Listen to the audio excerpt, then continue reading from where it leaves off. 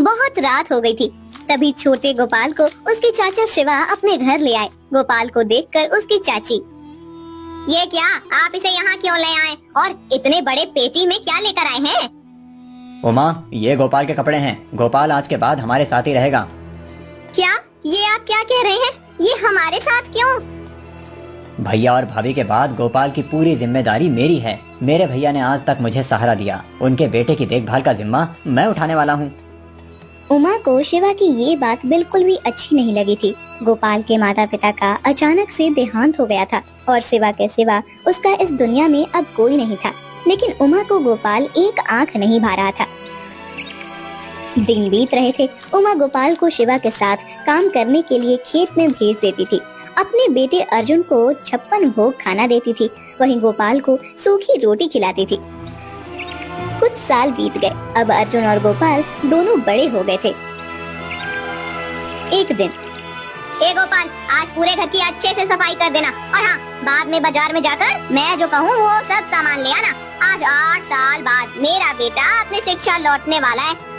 मैं नहीं चाहती कि उसके स्वागत में कोई भी कमी हो। खेत से आते समय ये सब ले आना। उमा गोपाल को काम पर भेज देती है। खेत में गोपाल मायूस बैठा हुआ था। तभी उसका दोस्त, क्या हुआ गोपाल, आज फिर से चाची ने कुछ कह दिया क्या? नहीं भोला, अब तो मुझे बातों का भी बुरा नहीं लगता। आदत हो गई है उनके तानों की। आज अर्जुन अपनी शिक्षा पूरी करके लौटने वाला है, इसीलिए वो बहुत खुश हैं। मैं भी अर्जुन के साथ गुरुदेव से शिक्षा प्राप्त करना चाहता था, लेकिन चाची ने मना कर दिया। चाची हमेशा ही मुझ में और उसमें भेदभाव करती आई हैं। हाँ, क्योंकि वो तुम्हारी माँ नहीं है और माँ तो आखिर माँ होती है। सही कहा तुमने मित्र। वो कहते हैं ना कि भगवान हर जगह नहीं पहुंच सकता, इसीलिए उसने माँ को बनाया। लेकिन मेरी माँ को तो भगवान ने ही छीन लिया। मैंने हमेशा चाची में अपनी माँ को ढूंढने का प्रयास किया, पर शायद मेरे जितना बदनसीब और कोई नहीं होगा।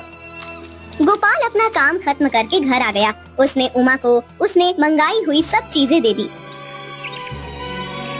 कुछ देर के बाद अर्जुन घर आ गया। अर्जुन को देखकर तो उमा फूले नहीं समा रही थी। उनका वो प्यार देखकर गोपाल की आंखें भर आई और वो नदी किनारे जाकर बैठ गया।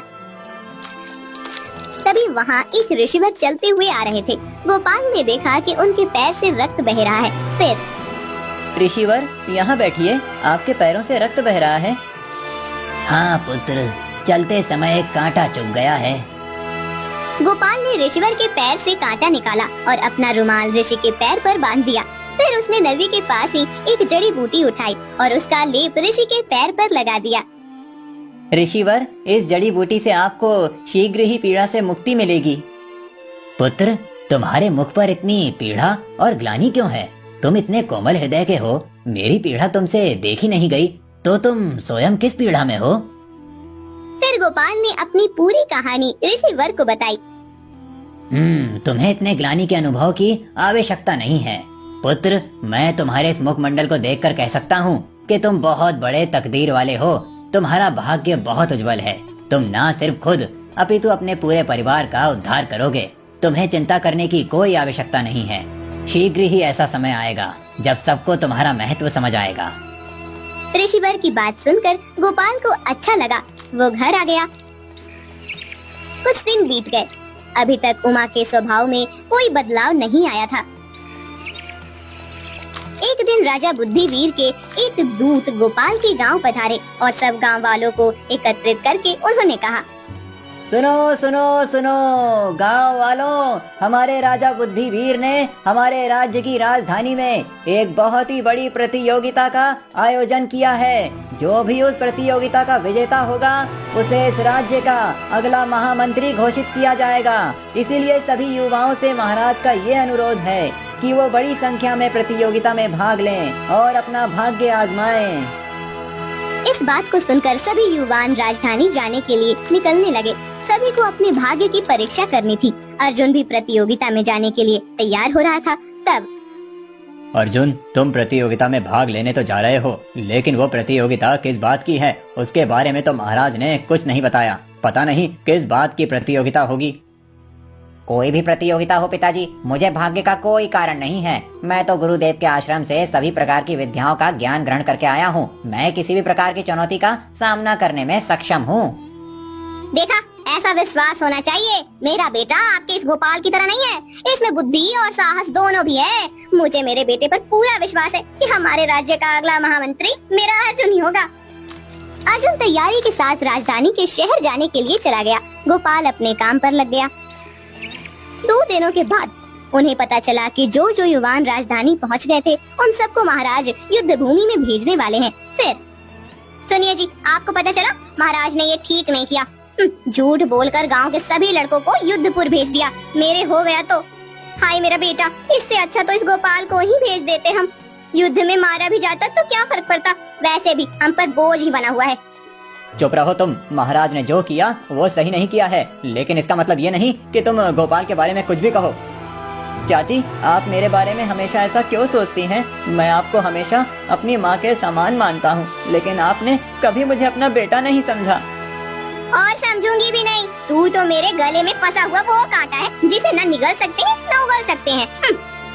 उमा की बात सुनकर गोपाल हमेशा की तरह मायूस होकर नदी के पास आकर बैठ गया। उसका मन कर रहा था कि नदी में कूदकर अपनी जान दे दे, लेकिन फिर उसने सोचा कि खुदकुशी करने से तो अच्छा है ये युद्ध में भाग लेकर मारा जाए। ये सोचकर गोपाल राजधानी में आ गया और दरबार में महाराज बुद्धिवीर के सामने जाकर खड़ा हो गया। तुम कौन हो युवान, और इस प्रकार इतने क्रोध में मेरी ओर क्यों देख रहे हो? मेरा नाम गोपाल है, सोनपुर ग्राम से आया हूँ। क्षमा करें महाराज, लेकिन आपने झूठ बोलकर प्रजा का विश्वास तोड़ा है। आप इतने सारे युवाओं को बिना बताए युद्ध पोर पर भेजने वाले हैं। आपने उनके परिवार के बारे में एक बार भी सोचा? क्या बीतेगी उन पर ये सुनकर कि उनका बेटा युद्ध में मारा गया? कितने ही ऐसे युवान होंगे जिनका पूरा परिवार उन पर निर्भर होगा। अगर उन युवानों की मृत्यु हो गई तो उनके परिवार का ख्याल कौन रखेगा? आपने असत्य कहकर बहुत बड़ा पाप किया है महाराज। युवान, तुम्हें स्मरण है कि तुम किसके समक्ष होकर बात कर रहे हो? क्या तुम्हें भय नहीं लगता? भय का तो कोई कारण ही नहीं महाराज। मैं इस धरती पर अकेला आया हूँ, कोई नहीं है जिसे मेरी मृत्यु से दुख हो, लेकिन एक माँ है जो अपने बेटे के युद्ध भूमि पर जाने के बारे में विचार करके ही भय से कांप रही है। आप कृपया करके उस युवान को पुनः वापस भेज दें और उसकी जगह पर मुझे सेना में शामिल कर लें। मैं आपसे हाथ जोड़कर अनुरोध करता हूँ महाराज। गोपाल के ऐसा कहते ही परिहार, मुझे एकांत में इस युवान से वार्तालाप करना है। महाराज की आज्ञा पर सब दरबार छोड़कर बाहर चले गए। फिर गोपाल, तुम्हें लग रहा होगा कि हमारा राज्य कितना निर्दयी है, अपनी प्रजा से असत्य बोलकर उनके युवानों के मृत्यु का कारण बन रहा है, किंतु ये सत्य नहीं है। सभी युवान सुरक्षित हैं। मैं तो मेरे राज्य में एक साहसी और धैर्यवान युवा की खोज कर रहा था जो राज्य पर आए संकट का सामना कर सके। कैसा संकट महाराज? हमारे राज्य की दक्षिण सीमा पर एक असुर ने आतंक फैला रखा है। मेरे गुप्तचरों से जानकारी मिली है, दक्षिण के सभी गांव में उस असुर के भय से लोगों ने गांव रिक्त करने शुरू किए हैं। प्रजा दूसरे राज्य में जाकर आश्रय ले रही है। प्रजा में अफरा तफरी मची हुई है। इसीलिए मैं चाहता हूँ कि कोई साहसी वीर जाकर उस असुर के भय से सबको मुक्त करे। महाराज से आदेश लेकर गोपाल दक्षिण की ओर जाने लगा। रास्ते में उसे वही ऋषिवीर मिले जिन्होंने उसे तकदीर वाला कहा था। ऋषिवर, मुझे आशीर्वाद दीजिए कि मैं महाराज के आदेश का पालन करते हुए असुर के भय से प्रजा को मुक्त कर सकूं। मेरा आशीर्वाद सदा ही तुम्हारे साथ है पुत्र, परंतु उस असुर से सामना करना इतना सरल नहीं है। वो असुर बहुत शक्तिशाली है। तुम अगर उसके गले में पहनी हुई माला निकाल पाओ तो उसे मारना आसान हो जाएगा। उस माला में ही उसकी सारी शक्ति बसी हुई है। गोपाल ऋषिवर की बात मानकर आगे जाने लगा। वो जब दक्षिण सीमा पर पहुंचा तब उसने देखा कि असुर गांव के लोगों पर अत्याचार कर रहा था। गोपाल उसके सामने जाकर खड़ा हो गया। अचानक से गोपाल को देखकर असुर चौंक गया। उस बात का फायदा लेकर गोपाल ने अपनी तलवार से असुर के गले की माला निकालकर फेंक दी। उसकी माला फेंकते ही असुर की शक्ति कम होने लगी। फिर गोपाल ने तलवार से असुर का मस्तक धड़ से अलग कर दिया। सभी लोगों ने गोपाल के नाम का जय घोष करना शुरू किया। कुछ दिनों के बाद गोपाल राजमहल लौटा। गोपाल, तुम सच में वीर योद्धा हो। इतने भयानक असुर से तुमने हमारी प्रजा को मुक्त किया है। आज से मैं तुम्हें इस राज्य का महामंत्री घोषित करता हूँ और तुम्हें एक महल भेंट देता हूँ जिसमें तुम अपने परिवार समेत निवास कर सकते हो।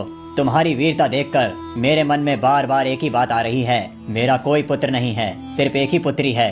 मेरे बाद इस राज्य का कोई तो राजा होना चाहिए, लेकिन कुछ राज नियमों के कारण मैं तुम्हें राजा नहीं घोषित कर सकता। इसीलिए मुझे लगता है कि अगर मेरी पुत्री से तुम्हारा विवाह हो जाए तो मेरे जमाई के संबंध से तुम इस राज्य के राजा बन सकते हो। मुझे एक बार अपनी पुत्री से बात करनी होगी। महाराज, मैं बचपन से ही खुद को बदनसीब समझता था, लेकिन कुछ समय पहले मुझे एक ऋषिवर ने बताया था कि मैं सबसे बड़ा तकदीर वाला हूँ और शीघ्र ही मेरा अच्छा समय आने वाला है। आज आपके सम्मान से ये सिद्ध हो गया कि ऋषिवर की बात सत्य थी। बुद्धिदीप ने सब युवानों को छोड़ दिया, जिनमें अर्जुन भी था। गोपाल के वीरता के बारे में पता चलने के बाद अर्जुन और उमा का भी गोपाल के प्रति नजरिया बदल गया। वो अब गोपाल के साथ प्यार से रहने लगे। कुछ दिनों के बाद राजकुमारी ने गोपाल के साथ विवाह करने के लिए हाँ कह दी। दोनों का भव्य विवाह संपन्न हुआ। उमा ने अपने पुत्र और पुत्रवधू का स्वागत किया। सब लोग एक साथ खुशी से रहने लगे। ऋषिवर की बात सच हो गई कि गोपाल सबसे बड़ा तकदीर वाला है।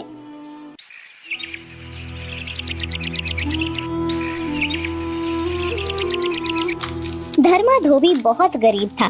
धर्मा के 3 बच्चे थे। सबसे बड़ा सतनु और 2 बेटियां कमल और सुमन। एक रात धर्मा की पत्नी सुनिए जी। हाँ बोलो राधा, तुम्हें कोई तकलीफ हो रही है क्या? जी, मेरी तकलीफ तो अभी मेरे साथ ही खत्म होगी। मुझे नहीं लगता कि मैं अब इस बीमारी से उभर पाऊंगी। मेरा अंतिम समय नजदीक आ गया है। ये क्या बोल रही हो? तुम्हें कुछ नहीं होगा। मैं तुम्हें बड़े से बड़े वैद्य के पास ले जाऊंगा। मैंने सुना है कि उत्तर दिशा में एक बड़े ही ज्ञानी वैद्य रहते हैं। उन्होंने आज तक कई रोगों का इलाज किया है। वो तुम्हें भी ठीक कर देंगे। आप सच कह रहे हैं? लेकिन इतनी दूर जाने के लिए और उन वैद्य जी से इलाज करवाने की हमारी हैसियत नहीं है। कहाँ से लाएंगे इतने पैसे मेरे इलाज के लिए? आपने पहले ही ये घर भी गिरवी रखा है। अब कुछ नहीं होगा। मैं जान चुकी हूँ कि मैं कुछ ही दिनों की मेहमान हूँ। मैं आपसे सिर्फ इतना कहना चाहती हूँ, मेरे जाने के बाद आप हमारे 3 बच्चों का अच्छे से ख्याल रखिएगा। उन्हें मेरी कमी महसूस मत होने दीजिएगा। धर्मा राधा की बात सुनकर बहुत दुखी हो गया। कुछ दिनों के बाद राधा का देहांत हो गया। अब घर के साथ 3 बच्चों की जिम्मेदारी धर्मा पर आ गई थी। एक दिन, भद्रा, अब इतनी सी कमाई में गुजारा करना मुश्किल हो रहा है। राधा के इलाज के लिए पहले ही इतना कर्जा लिया हुआ है और घर भी गिरवी रखा है। समझ नहीं आता कि आमदनी बढ़ाने के लिए क्या करूं। कल ही पता चला है कि राजमहल में राज्य वस्त्र धोने के लिए एक धोबी की जरूरत है। तुम मंत्री जी को जाकर मिलो, शायद वो तुम्हारा काम कर दें। अगले दिन धर्मा मंत्री को जाकर मिलता है। मंत्री जी, मैंने सुना है कि महल के वस्त्र धोने के लिए एक धोबी की जरूरत है। हाँ, जरूरत तो है, लेकिन हमें ऐसा धोबी चाहिए जो विश्वास पात्र हो। राजमहल के वस्त्र कितने ऊंचे होते हैं, ये तो तुम्हें पता होगा। एक भी वस्त्र इधर उधर नहीं होना चाहिए। जी मालिक, मैं आपको विश्वास दिलाता हूँ कि मैं पूरी ईमानदारी से अपना काम करूँगा। आपको शिकायत का एक भी मौका नहीं दूंगा। अगर कोई ऊंच नीच हो गई तो तुम्हें सीधा महाराज के सामने हाजिर करूँगा, ये याद रखना। ऐसी नौबत नहीं आएगी मंत्री जी। आपके यहाँ जो नाथा काका सालों से काम कर रहे हैं, उन्होंने ही मुझे काम सिखाया है। मैं उनसे पूछकर ही सब काम करूँगा। ठीक है, कल से आकर वस्त्र ले जाना। अगले दिन से धर्मा राजमहल का वस्त्र धोने का काम करने लगा। एक दिन धर्मा के घर एक योगी बाबा आए। वत्स, भूखा हूँ, कुछ खाना खिलाओ। आइए बाबा, यहाँ बैठिए, मैं अभी आपके लिए कुछ खाने को लाता हूँ। धर्मा योगी बाबा को बिठाकर भीतर चला गया। उसने अपनी पूरी रसोई में ढूंढा, लेकिन बाबा जी का पेट भर सके इतना पर्याप्त खाना उसके पास नहीं था। धर्मा ने एक डिब्बे देखा, 2 रोटियां बन सके उतना ही आटा बाकी था। धर्मा ने उस आटे की कटोरियां बनाई। फिर, बाबा जी क्षमा करें, लेकिन मेरे पास आपका पेट भर सके उतना पर्याप्त खाना नहीं है। जो आटा बचा था उसकी 2 रोटियां बनाई हैं, इसे खाकर मुझे कृतार्थ करें। तुम्हें क्षमा मांगने की आवश्यकता नहीं है। इतना खाना मेरे लिए पर्याप्त है, और ये खाना मेरे लिए पर्याप्त है या नहीं, इससे महत्वपूर्ण ये है कि तुमने अपने या अपने परिवार के बारे में विचार ना करते हुए घर में जितना भी खाना था वो मुझे दिया। तुम सत्य में एक दयावान मनुष्य हो। तुम्हारे छोटे छोटे बालक हैं, परंतु फिर भी तुमने एक भी बार विचार नहीं किया कि अगर सारा खाना बाबा जी को दे दिया तो वो बालक भूखे रह जाएंगे। मैं तुमसे अति प्रसन्न हूँ वत्स। आपका आभार योगी बाबा, लेकिन मैं क्या करूं? इस गरीबी से जितना छुटकारा पाने की कोशिश करता हूं, उतनी ये बढ़ती ही रहती है। इसका एक ही उपाय है वत्स, शिक्षा। शिक्षा ही तुम्हारे परिवार को इस गरीबी से बाहर ला सकती है। तुम्हारे इस पुत्र को अच्छी शिक्षा दो ताकि ये आगे जाकर कुछ ऐसा काम कर सके जिससे वो तुम्हारे परिवार की सहायता कर सके। लेकिन बाबा जी, हमें कौन शिक्षा देगा?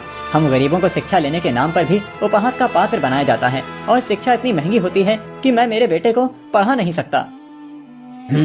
अगर ऐसी बात है तो तुम अपने पुत्र को मेरे साथ भेजो। मैं तुम्हारे पुत्र को शिक्षित करूंगा, उसे सारी विद्याओं का ज्ञान दूंगा, जिससे ये आगे जाकर एक ऐसा युवक बने कि हर कोई इसे अपने साथ काम करने के लिए बुलाए। योगी बाबा की बात धर्मा ने मान ली और अपने बेटे शंतनु को भेज दिया। 12 साल बीत गए। 12 सालों बाद शंतनु एक युवा बनकर लौट आया।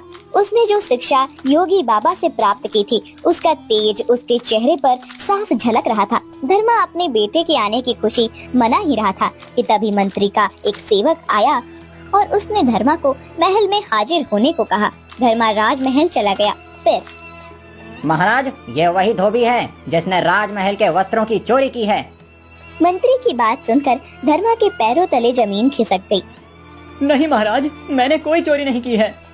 महाराज, ये असत्य बोल रहा है। मेरे सेवक ने कल इसे 15 वस्त्र धोने को दिए थे, परंतु जब इसने वस्त्र वापस किए तब वो सिर्फ 12 ही थे। नहीं महाराज, सेवक ने मुझे सिर्फ 12 ही वस्त्र दिए थे। अच्छा, तो मैं असत्य बोल रहा हूँ? नहीं, मैं ऐसा नहीं कह रहा हूँ, लेकिन मैंने चोरी नहीं की है। मैं तो यहाँ सालों से काम कर रहा हूँ। आज तक कभी भी मैंने एक भी वस्त्र को इधर उधर नहीं किया, तो आज मैं ऐसा क्यों करूँगा? क्योंकि इस बार जो तुम्हारे पास वस्त्र धुलने के लिए आए थे, उनमें सोने के तार लगे हुए थे। उन सोने की तारों को देखकर तुम्हारी नियत में खोट आई होगी। नहीं महाराज, ये सच नहीं है। धर्मा धोबी, हम कैसे मान लें कि तुम सच बोल रहे हो? तुम्हारे पास अपनी बात को सत्य साबित करने का कोई प्रमाण है? नहीं महाराज, मेरे पास ऐसा कोई प्रमाण नहीं है, लेकिन मैं सच कह रहा हूँ, मैंने चोरी नहीं की है। महाराज, महाराज, आप तो बहुत दयालु हैं, मेरा न्याय कीजिए महाराज। मैं तुम्हें कल तक का समय देता हूँ। अगर तुम ये साबित कर सको कि तुमने चोरी नहीं की है तो तुम्हें दंड नहीं मिलेगा। धर्मा घर आ गया। क्या हुआ पिताजी, आपको राजमहल में क्यों बुलाया था? क्या बताऊं बेटा, तुम आज ही आए हो, लेकिन मैं तुम्हें इतने सालों बाद मिलने की खुशी भी नहीं मना सका। बेटा, मंत्री का कहना है कि मैंने सोने के तार लगे हुए राज्य वस्त्र चुराए हैं। क्या? वो ऐसा कैसे कह सकते हैं? बेटा, उनका कहना है कि उन्होंने मुझे 15 वस्त्र दिए थे, जबकि मेरे पास तो सिर्फ 12 ही वस्त्र आए थे धुलने के लिए। पिताजी, आपको पक्का याद है आपके पास 12 ही वस्त्र आए थे? हाँ बेटा, मैं वस्त्रों की गिनती में कभी कोई गलती नहीं करता। मैं इतने सालों से ये काम कर रहा हूँ, अब तो मैं देखकर ही बता सकता हूँ कि कितने वस्त्र हैं। कमल और सुमन से पूछते हैं, शायद ऐसा हुआ हो कि आप घर नहीं हैं, तब कोई सेवक आकर वस्त्र दे गया हो। सुमन, कमल, यहाँ आओ। जी भैया। मुझे याद करके बताओ कि उस दिन मंत्री जी की तरफ से कोई सेवक आकर वस्त्र देकर गया था? भैया, जब सेवक आया था तब पिताजी घर पर ही थे। पिताजी ने सारे वस्त्र गिन कर लिए थे। नहीं, उसके बाद जब पिताजी वस्त्र धोने के लिए गए थे तब फिर से कोई आकर गया होगा। नहीं भैया, पिताजी के जाने के बाद कोई नहीं आया था। मतलब पिताजी आप जैसा कह रहे हैं, उन्होंने आपको सिर्फ 12 ही वस्त्र दिए थे। हाँ बेटा, लेकिन दिक्कत ये है कि ये बात मैं साबित कैसे करूं? महाराज ने मुझे कल तक का समय दिया है। उन्होंने कहा है कि मुझे कल ये साबित करना होगा कि सेवक ने मुझे 12 ही वस्त्र दिए थे। पिताजी, जब उसने आपको वस्त्र दिए थे तब उसके सामने आपने गिने थे? हाँ बेटा, पूरे 12 वस्त्र थे, लेकिन अब मैं ये बात साबित कैसे करूं? मेरे पास तो कोई प्रमाण नहीं है और ना ही कोई गवाह। सुमन और कमल की बात कोई नहीं मानेगा, क्योंकि वो मेरी बेटियां हैं और बाहर का कोई आदमी वहाँ पर मौजूद ही नहीं था उस समय। पिताजी, आप बिल्कुल भी चिंता मत कीजिए, हम तीनों को आप पर पूरा विश्वास है। तुम लोगों का तो विश्वास है बच्चों, लेकिन अगर महाराज को विश्वास नहीं हुआ तो वो मुझे उस बात का दंड देंगे जो गुनाह मैंने किया ही नहीं है। जिंदगी भर गरीबी से गुजरता रहा और अब इस उम्र में अब ये चोरी के इल्जाम की जिल्लत। पिताजी, आप ज्यादा मत सोचिए, निश्चिंत होकर सो जाइए। मैं योगी बाबा के पास से शिक्षा प्राप्त करके आया हूँ और अब मुझे उस शिक्षा का प्रयोग आपको न्याय दिलाने में करना होगा। कल ही मैं आपके साथ राजमहल में चलता हूँ, फिर देखना क्या होता है। अगले दिन धर्मा के साथ संतनु राज दरबार में पहुंचता है। दरबार में महाराज के साथ मंत्री और बाकी सब मौजूद होते हैं। धर्मा, कल मैंने तुम्हें कहा था कि अपनी बेगुनाही का प्रमाण लेकर आना। तुम ऐसा कोई प्रमाण लाए हो? महाराज की जय हो। महाराज, मैं धर्मा धोबी का बेटा शांतनु हूँ। मैं प्रमाणित करूँगा कि मेरे पिताजी बेगुनाह हैं और उन्होंने चोरी नहीं की है। अच्छा, ऐसा कौन सा प्रमाण है तुम्हारे पास? महाराज, मुझे मंत्री जी से बात करनी है। मंत्री जी आपसे कह रहे हैं कि आपके सेवक ने पिताजी को 15 वस्त्र दिए थे, लेकिन पिताजी कह रहे हैं कि उन्हें सिर्फ 12 ही वस्त्र मिले। तो आपके सेवक के पास कोई प्रमाण है कि वो सच बोल रहा है? युवान, तुम्हारा इतना दुस्साहस कि तुम राज्य के मंत्री के सेवक पर संदेह करो। हम सभी सेवकों को जांच परख कर ही काम सौंपते हैं। मेरा सेवक कभी असत्य नहीं कह सकता। तुम्हारे पास कोई प्रमाण या साक्षी हो तो बताना। हाँ, मेरे पास एक साक्षी है। लेकिन मंत्री जी, जब मैंने धोबी को वस्त्र दिए तब वहाँ उनकी बेटियों के सिवा और कोई नहीं था। था सेवक, सिर्फ तुम इस बात को नहीं देख पाए। महाराज, हमारे घर के बाहर एक पेड़ है, वो इस बात का साक्षी है कि मेरे पिताजी सच बोल रहे हैं। क्या? एक पेड़? लगता है तुम्हारी मति भ्रष्ट हो गई है युवान। एक पेड़ किसी बात का साक्षी कैसे हो सकता है? पेड़ क्या यहाँ आकर सच बताएगा? नहीं, पेड़ यहाँ नहीं आ सकता, इस बात को मैं मानता हूँ। लेकिन अगर हम पेड़ के पास चले जाएं, तो वो पेड़ सब कुछ सच बता देगा। ये कैसे संभव है? कोई पेड़ बोल कैसे सकता है? महाराज, मैंने 10 वर्षों तक एक योगी बाबा के पास शिक्षा ग्रहण की है। उन्होंने मुझे अपनी योग माया भी सिखाई है। उसी योग माया का उपयोग करके मैं किसी भी अचल वस्तु को बोलने की शक्ति प्रदान कर सकता हूँ। हम सब मेरे घर के बाहर जो पेड़ है उसके सामने जाते हैं। मैं अपनी योग विद्या का उपयोग करता हूँ, फिर सारा सच पेड़ खुद ही आपको बता देगा। क्या सच में ऐसा हो सकता है? हाँ महाराज, योगी बाबा बड़े ही ज्ञानी हैं। उनके पास तंत्र मंत्र, योग माया और बहुत सी विद्याएं हैं जो उन्होंने मुझे सिखाई हैं। आप कृपया कर चलिए मेरे साथ। संतनु की बात सुनकर राजा सबसे चलने को कहता है। उसे चलता मंत्री को डर लगने लगता है। महाराज, आपको इतनी दूर जाने की कोई आवश्यकता नहीं है। मुझे अभी याद आया कि सेवक ने 12 ही वस्त्र दिए थे। वो 3 वस्त्र तो मेरे कक्ष में ही छूट गए थे। मंत्री, ये बात आप अभी बता रहे हैं? आपकी वजह से आज मेरे हाथ एक बेगुनाह को सजा हो जाती। महाराज, वो मुझे स्मरण नहीं था। अच्छा, तो आपको ठीक उसी समय पर इस बात का स्मरण कैसे हुआ? महाराज, कहीं मंत्री जी कोई बात छुपा तो नहीं रहे हैं? मैं भला क्या छुपाऊंगा? मैंने जो भी सत्य है वही कहा है।